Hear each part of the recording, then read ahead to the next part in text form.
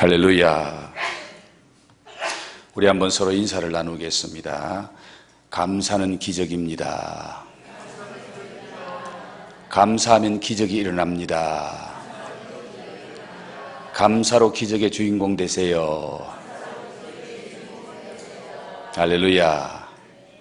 감사는 기적을 일으킨다. 감사가 어떤 기적을 일으키는지 여러분, 감사해본 자만이, 감사하는 자만이 체험할 수 있는 은혜요, 축복이요, 기적입니다.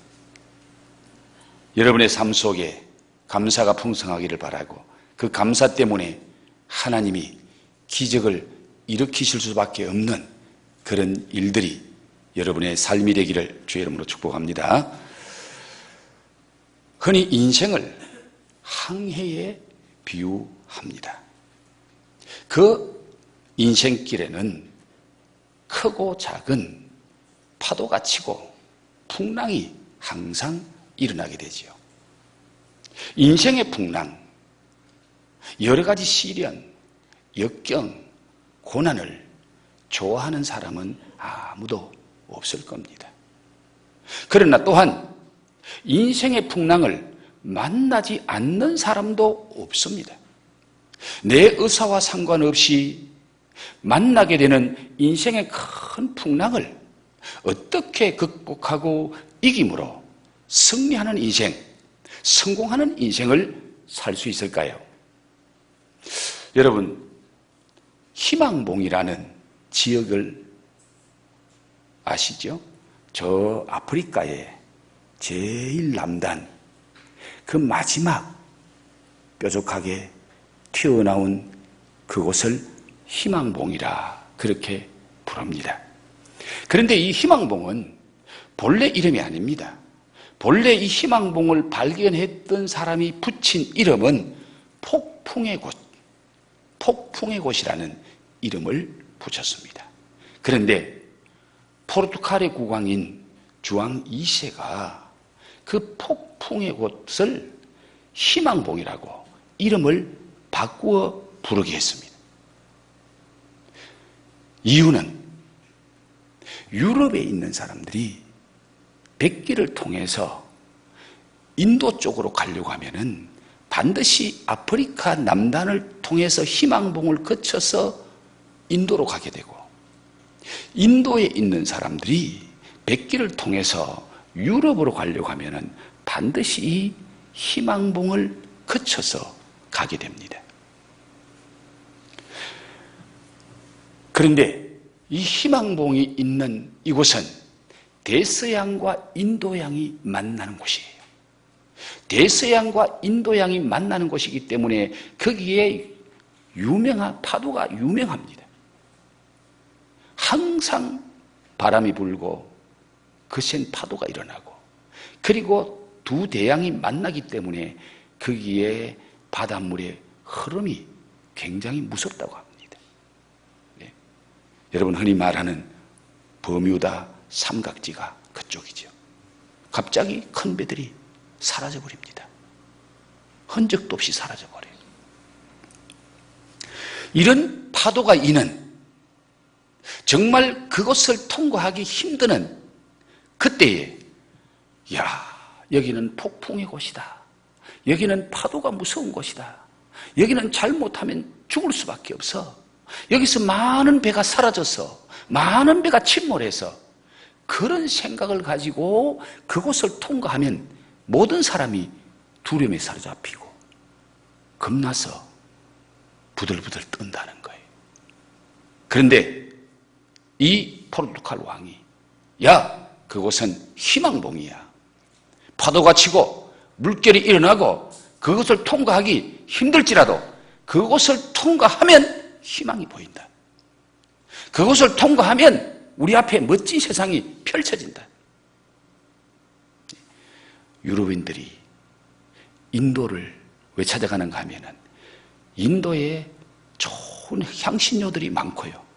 인도에 유럽에 없는 그런 보물들이 많은 거예요. 그래서 유럽 사람들이 인도에 가서 상선에다가 엄청 좋은 것들을 싣고 다시 자기 나라로, 자기 집으로 돌아갈 때 이 희망봉을 바라보면서 그래, 저 희망봉만 통과하면 앞으로 좋은 세상이 펼쳐져, 하는 일이 잘 돼, 큰 축복을 받을 수 있어. 그 희망봉을, 그 어려운 난코스를 희망을 가지고 통과하면 잘 가더라는 거예요. 그래서 인생에 성공하는 길이 열리더라. 사랑하는 성도 여러분, 여러분의 인생 항로에 희망봉이 무엇입니까? 거친 바다, 밀려오는 파도, 이 고난과 역경의 파도를 이기고 그랬더니 승리할 수 있는 그 희망봉, 우리에게 희망을 주고 용기를 주고 새로운 삶의 소망을 주는 그 희망봉이 무엇인지 오늘 성경이 우리에게 말씀해 주고 있습니다. 저와 여러분이 읽었던 이 말씀은 예수님께서 갈릴리 바다에서 작은 배를 타고 해변가에 몰려든 수많은 사람들에게 천국의 말씀을 했습니다. 비유로 천국의 말씀을 전하고 이제 밤이 되었을 때에 제자들에게 우리가 저편으로 건너가자. 그래서 하루 종일 말씀을 전했던, 여러분 그 당시에 음향시설이 없잖아요. 그리고 탁 트인 바다잖아요. 그러니까 수많은 사람들이 몰려들었는데 예수님이 좋은 음향시설이 있어서 그저 살살 말해도 잘 들렸으면은 예수님도 그렇게 힘들지 않았을 겁니다. 그런데 여러분 바다같이 백사장의 그 넓은 탁 트인 곳에서 수많은 사람이 몰려왔는데 예수님이 배를 타고 그들을 향해서 이 천국 복음 말씀을 외치려고 하니까 예수님이 있는 힘을 다해서 말씀을 전했기에 저녁이 되니까 예수님이 기진맥진한 거예요. 배를 타고 건너편으로 가자고 제자들에게 말씀하시고는 예수님은 배 고물에 골아떨어진 겁니다. 그냥 죽은 것 같이 예수님이 골아떨어집니다. 그런데 한참 가다가 하니까 생각지 않았던 광풍, 오늘 성경이 말하는 광풍이 뭡니까? 미칠 광자예요. 미친 바람이에요. 미친 바람. 돌풍, 감당할 수 없는 그런 바람. 그 바람이 불어오니까 제자들이 어떻게 할 수가 없습니다. 아무리 발부둥 쳐도 그 문제를 해결하지 못하는데 그때 주무시고 계시는 주님을 깨웠습니다. 주님, 우리 좀 살려주세요. 우리가 죽게 됐는데 왜 주님은 주무시고 계십니까? 주무시고 계시는 그 주님을 깨워서 그 주님이 일어나서 한마디 말씀하니까 그 문제가 해결된 거예요. 자, 여러분 오늘 이 말씀 속에서 풍랑을 만났을 때에 제자들이 제일 먼저 한 일이 무엇일 것 같아요? 또 제자들이 제일 마지막으로 한 일은 무엇일 것 같아요?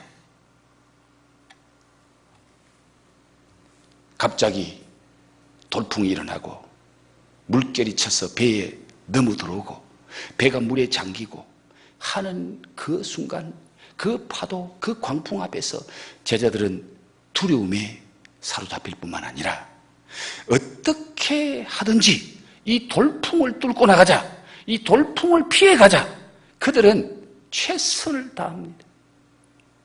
그들이 누굽니까? 예수님의 제자들 중에 3분의 2는 갈릴리 바다에서 잔뼈가 굵은 친구들이에요. 갈릴리 바다면 누구보다 잘 아는 친구들이고 갈릴리 바다에서 배 젓는 것이 그들의 전공이었습니다. 그래서 그들은 비전문가인 목수인 예수님은 땅의 사람, 예수님은 목수이지 항해 전문가는 아니잖아요. 그러니까 그들은 내가 전문가다. 이 일은 우리 힘으로 해결해야 된다.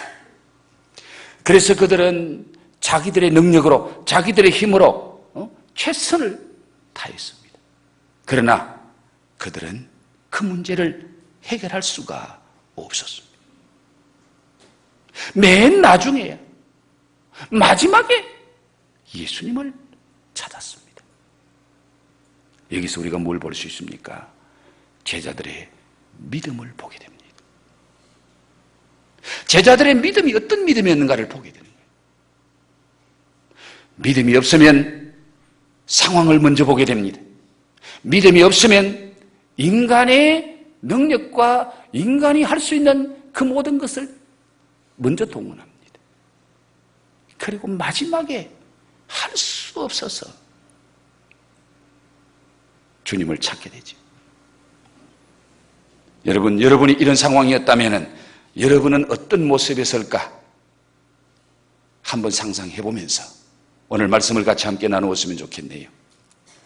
예수님과 제자들이 배를 타고 갈릴리 바다를 건너가는데 예기치 않은 큰 광풍을 만나서 배가 침몰 직전까지 이르게 됩니다. 예수님과 제자들이 탄 배가 왜 이런 광풍을 만나서 시련을 겪게 되지요? 그 이유가 뭡니까? 원인이 뭘까요?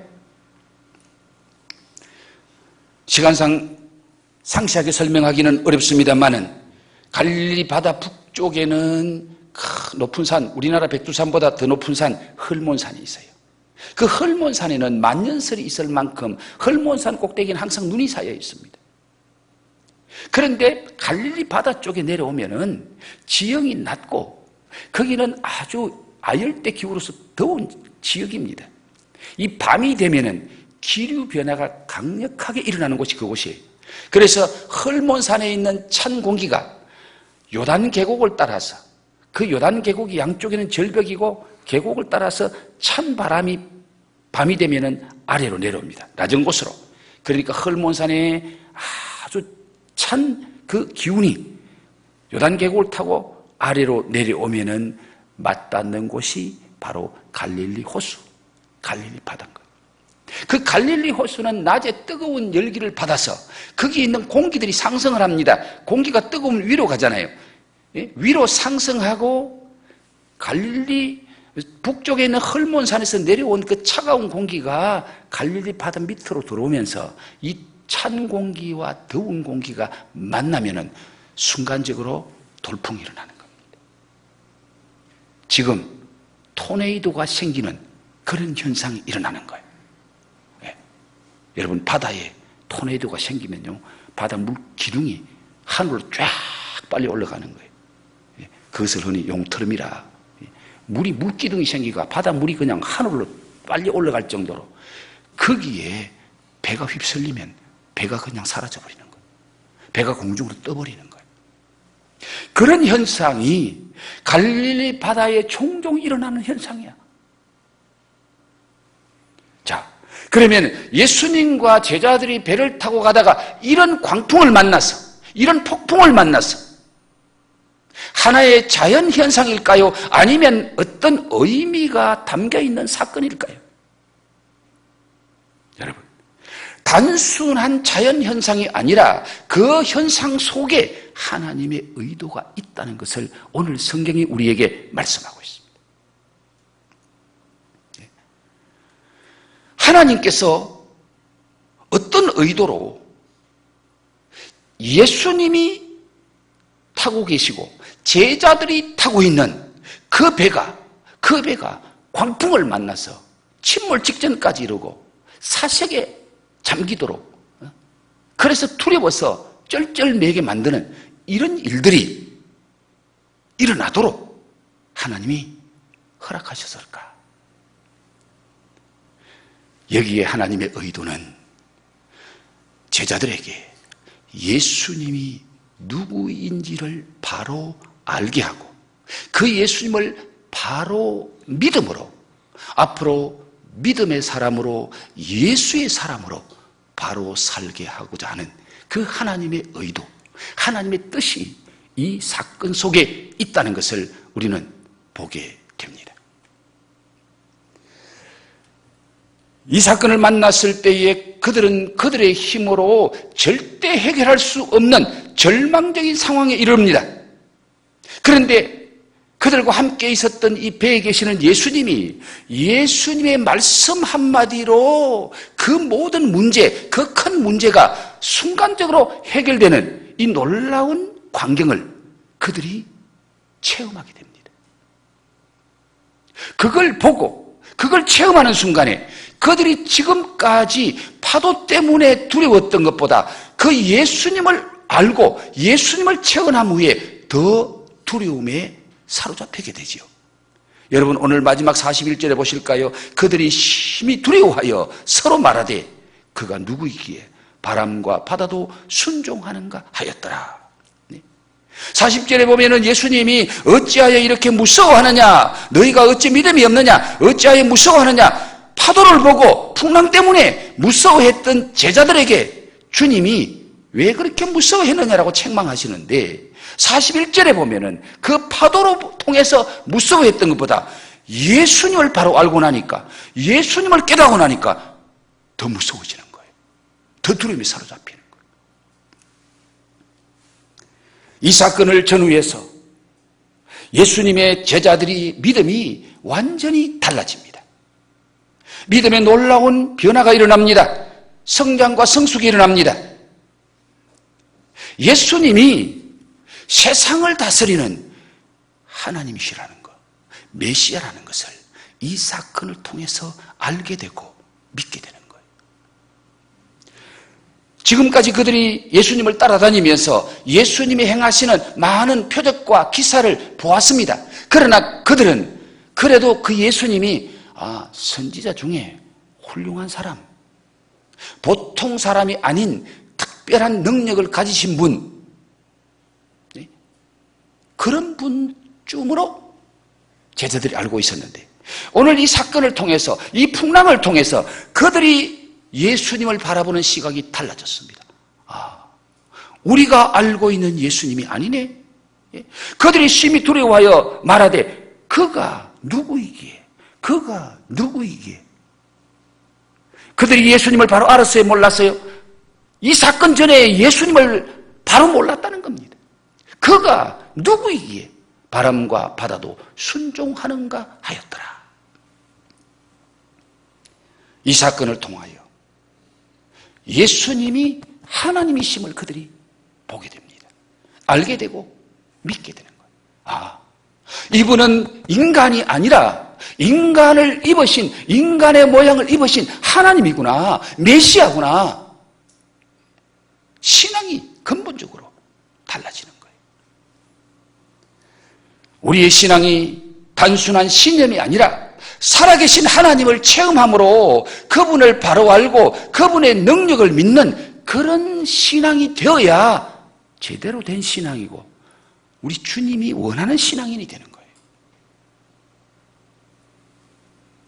여러분에게 제자들이 체험했던 그 예수님, 그 하나님이 체험되어지기를 주의 이름으로 축복합니다.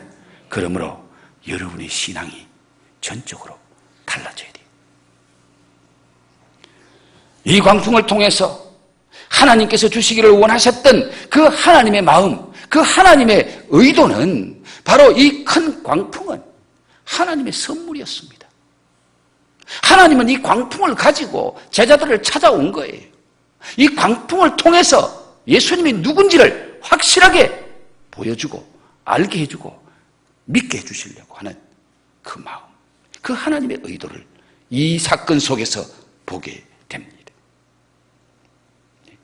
지금 여러분이 혹시 겪고 있는 고난의 파도, 역경의 풍랑이 지금 여러분을 휩쓸고 있습니까? 그렇다면 믿음의 눈으로 바라보면 그것이 하나님의 선물이요, 하나님의 손길이요, 축복의 통로라는 것을 깨닫게 됩니다. 그런 은혜가 있기를 주의 이름으로 축복합니다. 예수님께서 이 큰 광풍으로 인해서 어려움을 당하고 있는 그 제자들과 이 문제를 어떻게, 무엇으로 해결하고 있습니까? 오늘 38절과 39절의 말씀에 그 답을 찾게 됩니다. 38절 말씀을 보십시오. 예수께서는 고물에서 베개를 베고 주무시더니 제자들이 깨우며 이르되 선생님이여 우리가 죽게 된 것을 돌보지 아니하시나이까. 제자들이 어떻게 합니까? 예수님을 깨우면서 우리가 죽게 된 것을 돌보지 아니하십니까? 한마디로 표현하면은 제자들의 부르짖음을 통해서 주무시고 계시던 예수님이 일어나셔서 그 예수님의 말씀 한마디, 예수님이 선포하는 그 말씀 한마디로 문제를 해결합니다. 39절 말씀 같이 볼까요? 예수께서 깨어 바람을 꾸짖으시며 바다들어 이르시되 잠잠하라 고요하라 하시니 바람이 그치고 아주 잔잔하여 지더라. 잠잠하라 고요하라, 주님이 하시는 이 말씀 한마디가 그 상황을 180도로 바꿔놔버립니다. 주무시고 계시는 예수님을 깨우면서 살려달라고 부르짖는 이 제자들의 부르짖음을 들으시고 바람과 바다를 꾸짖으시고 선포하시는 그 예수님의 말씀, 그 예수님의 말씀이 모든 해결의 답이었습니다. 처음부터 그들은 예수님을 깨우지 않았습니다. 예수님을 찾지 않았습니다. 예수님께 부르짖지 않았습니다. 그들은 그들이 만난 이 어려운 파도를 한번 이겨보려고 최선을 다하고 몸부림쳤습니다. 그들이 지금까지 경험했던 모든 경험을 동원하고 그들이 가지고 있는 실력을 동원하고 그들이 가지고 있는 모든 지식을 다 동원해서 이 문제를 풀어보려고 해결해 보려고 발부둥 쳤습니다. 그러나 속수무책이었습니다. 그들의 한계를 넘어선 사건입니다. 그때야 비로소 예수님을 깨우고 부르짖습니다.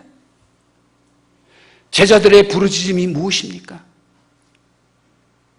예수님을 깨우고 부르짖는 그것이 무슨 의미입니까? 바로 기도잖아요. 기도. 여기서 우리에게 주는 중요한 메시지가 있습니다. 제자들이 어려움을 당하고 있을 때에 예수님은 어디에 계셨나요? 멀리 계셨나요? 어디에 계셨어요? 같은 배를 타고 계시잖아요. 그런데 예수님은 제자들이 이 어려움을 당할 때 예수님이 뭘 하고 계셨나요? 주무시고 계셨잖아요. 제자들에게, 어려움 당한 제자들에게 도움이 되었나요? 아무 도움이 되지 못했습니다. 그러면 언제 예수님이 그들에게 큰 도움이 되고 문제를 해결하는 해결책이 되어주셨습니까? 뭐 할 때? 부르짖어 깨울 때. 부르짖어 깨울 때. 다른 말로 하면 뭡니까? 부르짖어 기도할 때. 부르짖어 기도할 때. 믿음으로 부르짖고 기도할 때에 예수님의 역사가 일어났습니다. 그때 하나님의 능력이 나타났습니다. 사랑하는 성도 여러분, 지금 여러분에게 예수님은 어디에 계시나요? 여러분 곁에 계십니까? 여러분 마음에 계십니까? 그런데 그 예수님은 지금 뭘 하고 계시나요? 뭘 하고 계시나요?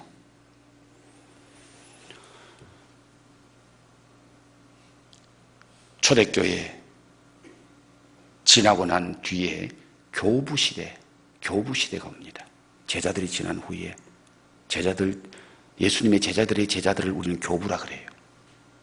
그때 로마가 기독교를 굉장히 많이 핍박했습니다. 제가 그 교부의 이름이 지금 생각이 분명하게 나지 않습니다. 로마 황제가 그 교부를 불러놓고 지금 로마 황제가 기독교인을 막 박해하고 죽이고 그 콜로세움 경기장에 집어넣어서 사자의 밥이 되게 만들고 그렇게 기독교를 핍박하면서 이 교부에게 황제가 묻습니다. 그래, 너희들이 믿는 예수가 지금 뭘 하고 있지? 너희들이 믿는 예수가 지금 뭘 하고 있니? 하고 조롱 섞인 말로 교부에게 말합니다. 그때 이 교부가 예, 폐하, 지금 우리 주님은 관을 짜고 계십니다. 관을 짜고 계십니다. 무슨 관? 황제 폐하가 들어갈 관을 짜고 계십니다.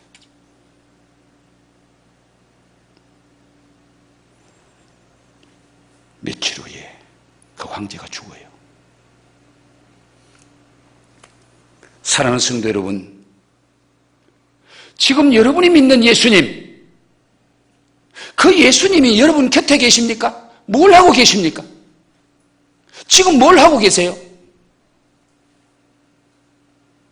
주무시고 계시면 내 마음 한켠에 주무시고 계시고 우리 집 어떤 곳에 그분이 주무시고 계시고 우리 엘림교회 어떤 곳에서 우리 주님이 주무시고 계시면 아무런 역사가 일어나지 않습니다. 시편 50편 15절에 환난 날에 나를 부르라. 내가 너를 건지리니 네가 나를 영화롭게 하리라. 믿습니까? 환난 날에 뭐 해라? 나를 부르라. 환난의 파도가 치고 있나? 역경의 바람이 불고 있나? 지금 주님께서 우리에게 뭐라고 말씀하십니까? 환난 날에 나를 부르라. 환난 날에 나를 찾아라. 환난 날에 내게 부르짖어라. 내가 너를 건지리니 네가 나를 영화롭게 하리라. 예레미야 33장 3절 말씀, 너는 내게 부르짖어라. 내가 네게 응답하겠고 네가 알지 못하는 크고 은밀한 일을 내게 보이리라. 너는 내게 부르짖어라. 빌립보 4장 6, 7절 말씀 같이 한번 읽어봅니다. 시작. 아무것도 염려하지 말고 다만 모든 일에 기도와 간구로 너희 구할 것을 감사함으로 하나님께 아뢰라. 그리하면 이 모든 지각에 뛰어난 하나님의 평강이 그리스도 예수 안에서 너희 마음과 생각을 지키시리라. 할렐루야. 믿습니까? 이런 말씀들이 공통적으로 내포하고 있는 것이 있습니다. 무엇일까요? 믿음입니다. 믿음이에요. 하나님을 믿는 믿음, 하나님의 말씀을 믿는 믿음입니다. 믿음이 없으면 기도할 수 없고 기도하지 않습니다. 믿음이 있는 자는 부르짖을 수밖에 없습니다. 부르짖게 됩니다. 믿음으로 부르짖고 믿음으로 기도할 때에 주님의 역사가 시작되는 거예요. 성령님이 능력으로 역사하기 시작합니다.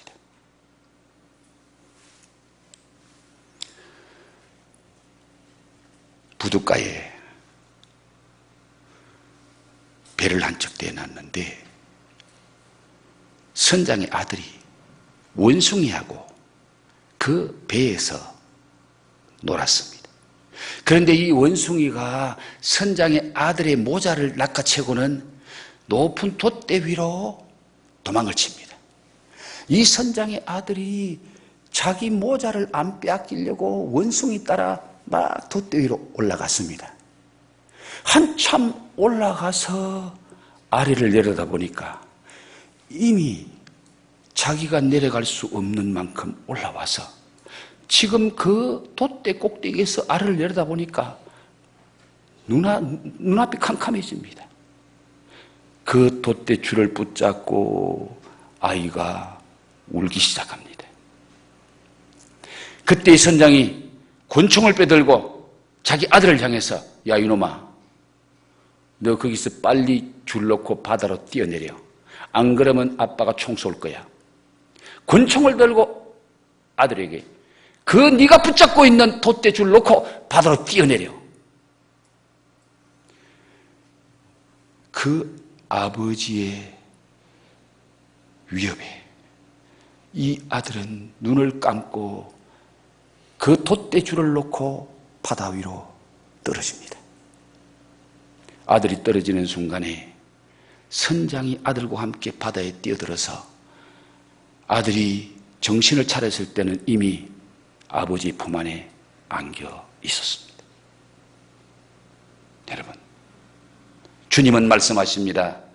네가 붙잡고 있는 세상줄, 네가 살려고 붙잡고 있는 그 세상줄, 그거 붙잡고 바들바들 떨지 말고 내 말에 순종해라. 그건 놓고 믿음의 줄 붙잡아라. 그건 놓고 예수 붙잡아라. 주님이 말씀하시는 거예요.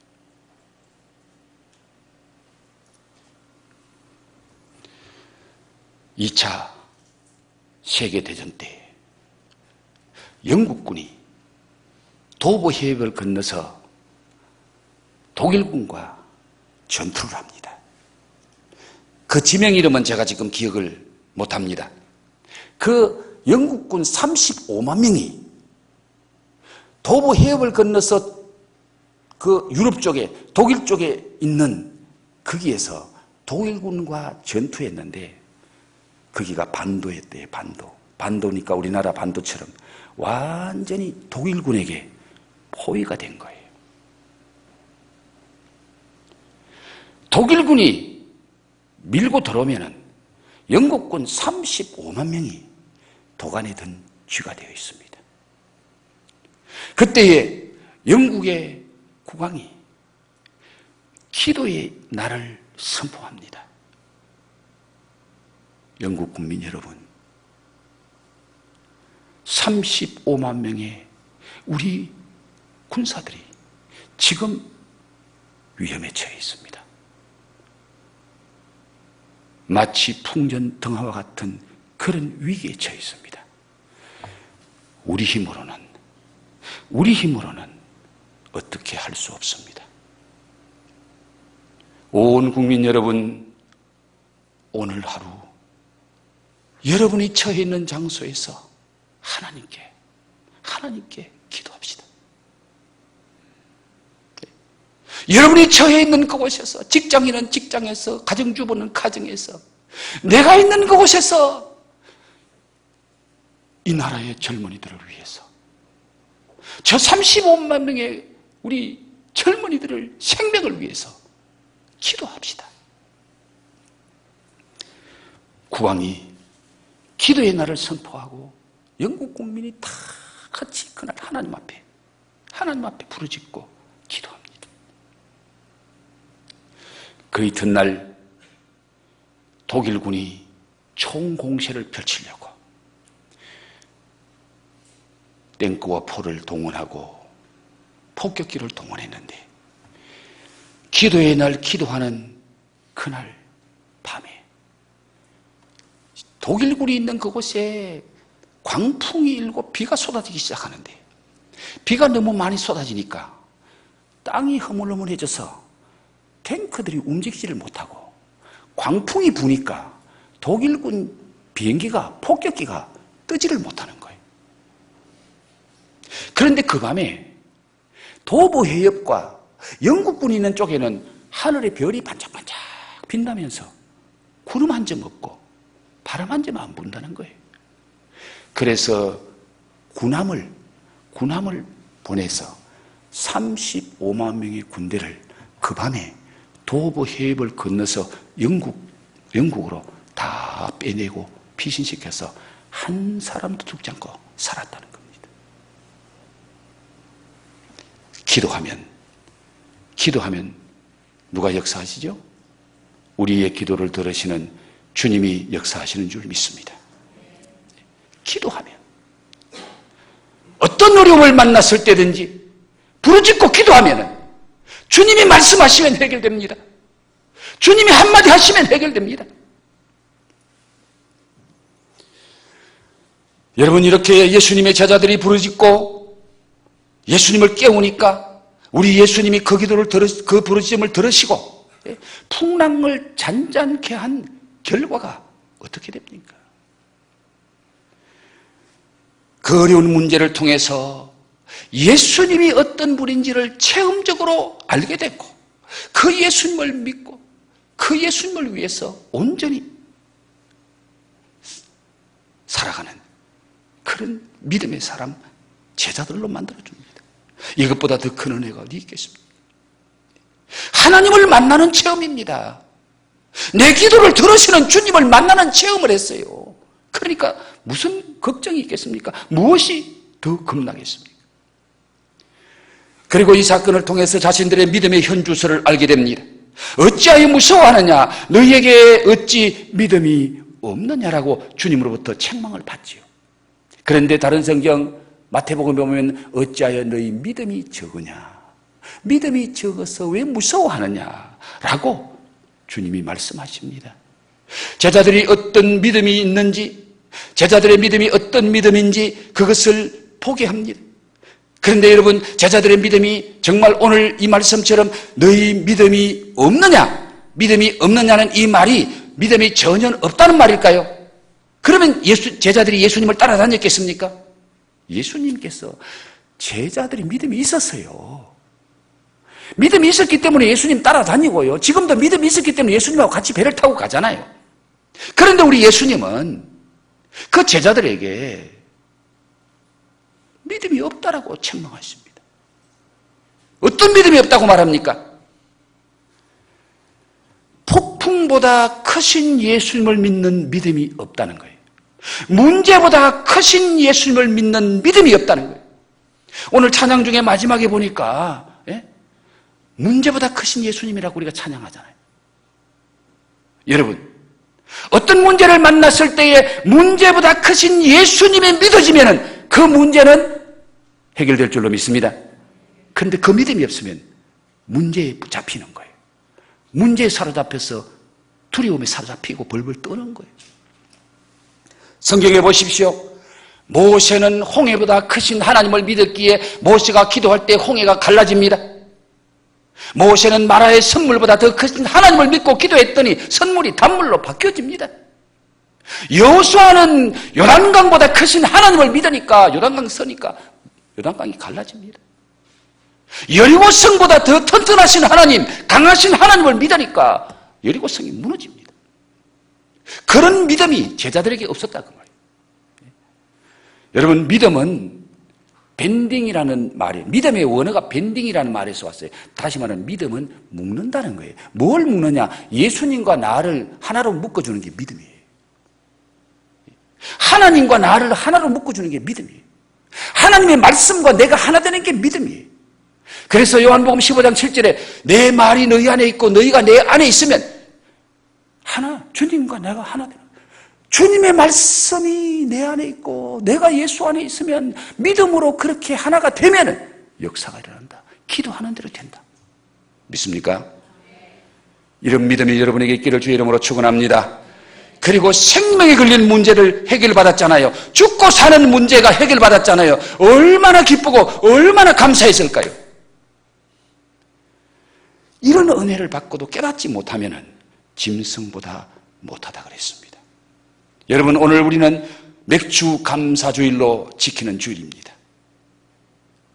우리 인생의 풍랑을 잔잔케 하시고 지난 반년 동안 아름다운 결실을 맺게 하신 분이 다 주님의 은혜라는 것을 깨닫고 감사하라는 겁니다. 오늘 내 삶이 전적인 주님의 은혜임을 다시 한번 깨닫고 그 은혜, 그 사랑을 감사해라. 그래서 제가 인사를 나눌 때에 감사는 뭐다? 감사는 기적이다. 여러분, 감사한 일이 생겨서 감사하는 것은요, 하나님을 안 믿는 세상 사람도 합니다. 그런데 우리는 그들의 감사와 달라야 되는 거예요. 감사하면은 하나님이 더 큰 은혜 주시고, 감사하면은 어려운 중에도 어려움이 해결되고 기적이 일어난다.